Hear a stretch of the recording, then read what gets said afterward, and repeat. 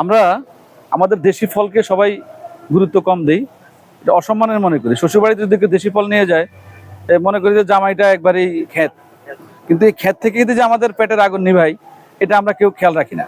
তো একইভাবে দেশি খেজুর, এইটা আমাদের বাই প্রোডাক্ট, এটা কিন্তু আমাদের মূল ফসল না। খেজুর গাছের মূল ফসল কিন্তু খেজুরের রস। বাই প্রোডাক্ট হিসেবে আমরা এটা পাই।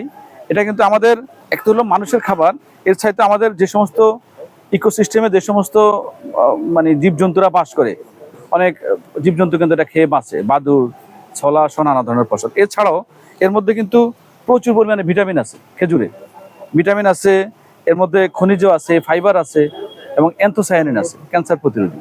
তো আমরা যদিও এটার বক্ষণীয় অংশ কম, এই জন্য হয়তো এটাকে পছন্দ করি না, কিন্তু এটা পুষ্টিগুণ আসলে অনেক বেশি। আমরা যদি এটাকে নিয়মিত, যখন আমাদের সিজনাল মৌসুমি ফল যখন আসে, মৌসুমি ফলে যদি আমরা খাওয়ার অভ্যাস করি, এটা আমাদের পুষ্টির একটা ভালো যোগান দেবে। অকেশনালি আমরা যেটাকে খেতে পারি, খাওয়ার জন্য রাখতে পারি, যেহেতু আমাদের এটা ফসল হিসাবে একটা বাই প্রোডাক্ট ফসল। এটা যখন আসলে আমরা এটার যে কোনো গাছেরই বহুমুখী উপকারিতা আছে। একটা গাছ আমাকে ফুল দেয়, ফল দেয়, আমার বাতাসকে নির্মল করে আমাকে সমৃদ্ধ করে।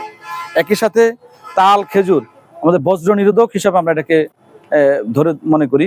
এবং এটা দেখা যাচ্ছে যে আমাদের তাল, খেজুর গাছ কমে যাওয়ার কারণেই আমাদের দেশে বজ্রপাতে মানুষ মারা যাচ্ছে। তাইলে আমরা পরিবেশ ঠিক রাখার জন্য এবং আমাদের প্রকৃতিকে ঠিক রাখার জন্য এই খেজুর গাছ আর বেশি বেশি লাগানো উচিত বলে আমি মনে করি।